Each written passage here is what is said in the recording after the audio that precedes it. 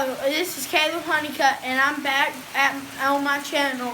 And it's pretty rainy in Texas today, as you can see. And we got the swamps full, and then look at all that water coming out of the gutter. And we're about to go check the rain gauge. All right. Check All it right. out. Come back and give me a report. All right. Let's go. Whoa.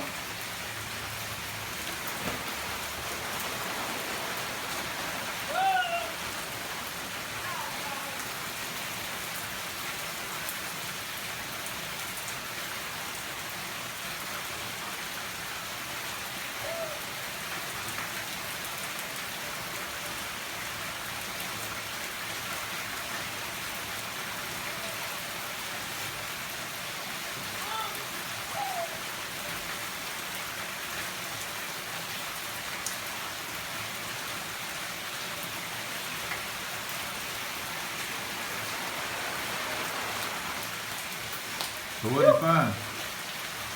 That's a lot of rain. It is coming down heavy. How much is in there? Well, I'll tell you. See how much is in there. Dropped my phone in the grass.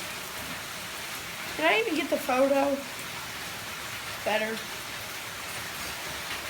I gotta go back out there.